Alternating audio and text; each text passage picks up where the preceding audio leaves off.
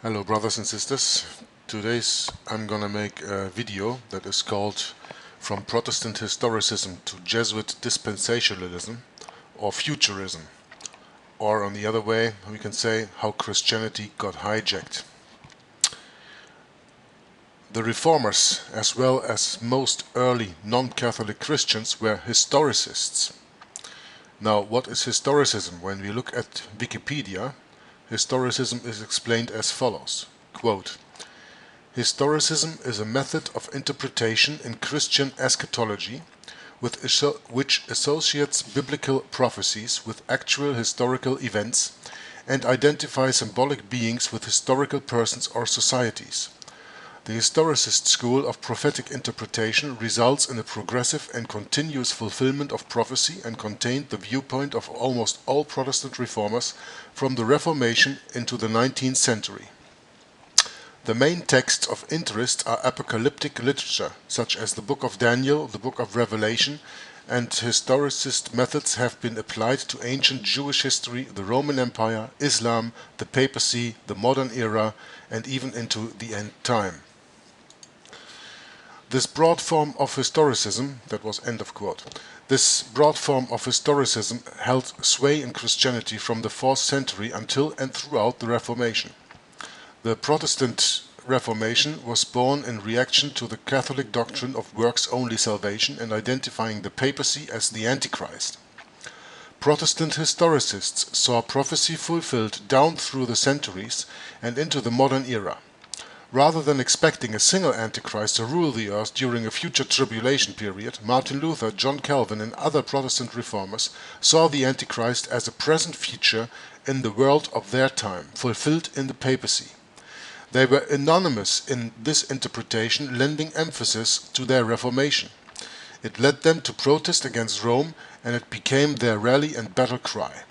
Isaac Newton was a strong proponent of the historicist approach, especially in the work published in 1733 after his death, Observations upon the Prophecies of the Book of Daniel and the Apocalypse of St. John, which has a similar stance toward the papacy of the Reformers.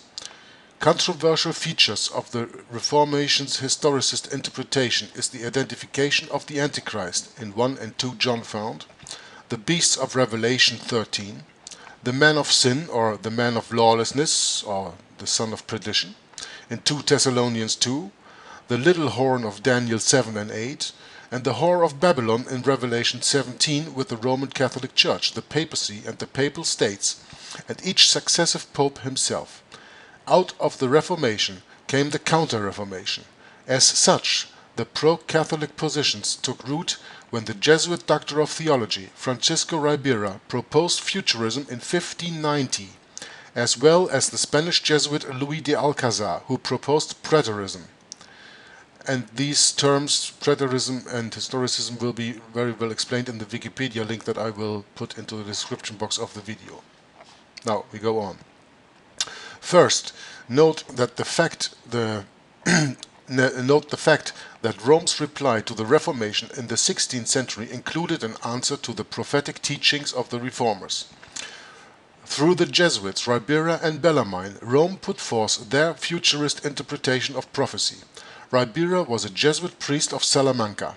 In 1585 he published a commentary on the Apocalypse, denying the application of the prophecies concerning Antichrist to the existing Church of Rome.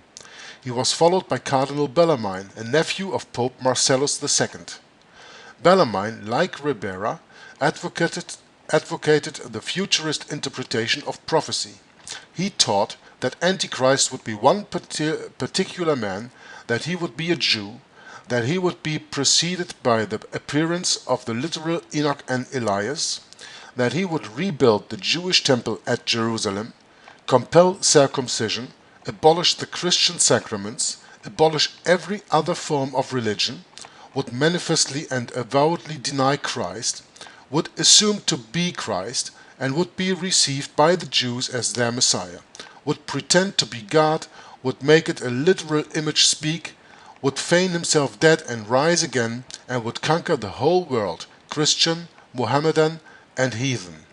And all this in the space of 3.5 years. I'm just going to stop here a moment. 3.5 years, or 42 months, or time and times and half a time, as often said in the Bible. So this 3.5 years, and it all goes back to Daniel's 70th week, of course. Continue.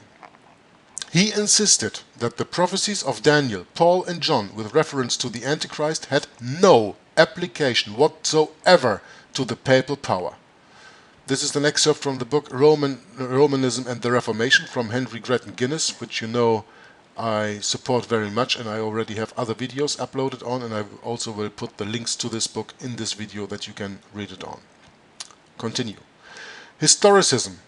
Once the dominant view of Protestants from the Reformation until the middle of last century, that's the 19th century, not the 20th, the 21st where we are now in, so until the middle of 1850, about that time, appears to exert little attraction as a system of prophetic interpretation to conservative Christians outside of the Seventh-day Adventist circles at that time, because the SDA today also is apostate, and I will put links in there in the video too if you have questions about that. Within evangelicalism, during the last 150 years, Futurism has grown to dominate and overcome historicism. This is a quote from T. Ives and K. L. Gentry Jr., The Great Tribulation, Past or Future. Quote, prior to 1826, this Roman Catholic view, first set forth by Francisco Ribera to counter the Reformation exposition, had found no acceptance among Protestants.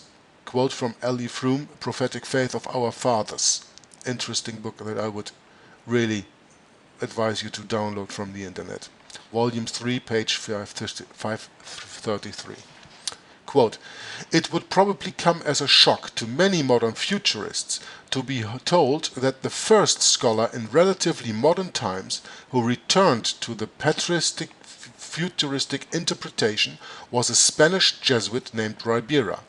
In 1590, Ribera published a commentary on the Revelation as a counter-interpretation to the prevailing view among Protestants, which identified the papacy with the Antichrist.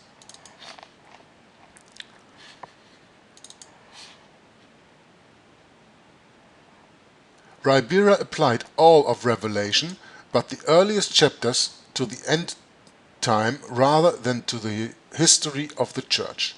Antichrist would be a single evil person who would be received by the Jews and would rebuild Jerusalem, abolish Christianity, deny Christ, persecute the Church, and rule the world for 3.5 years.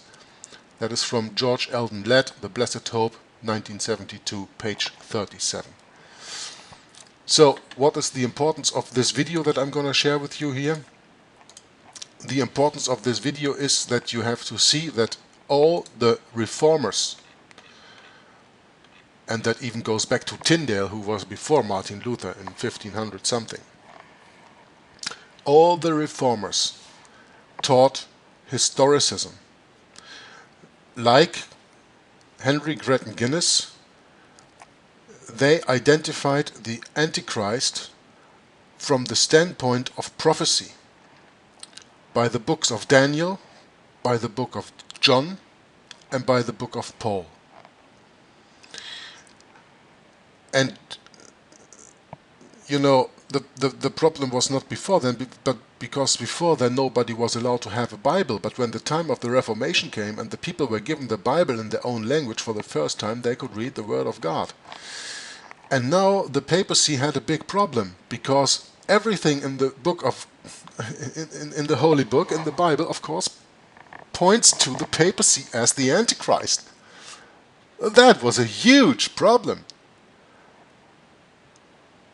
And when you know the Reformation really took place in 1529 with the Council of Speyer in Germany, when the word Protestant for the first time was really formed. And Luther's Bible was translated in 1521 and 1522, but got really big published in 1545.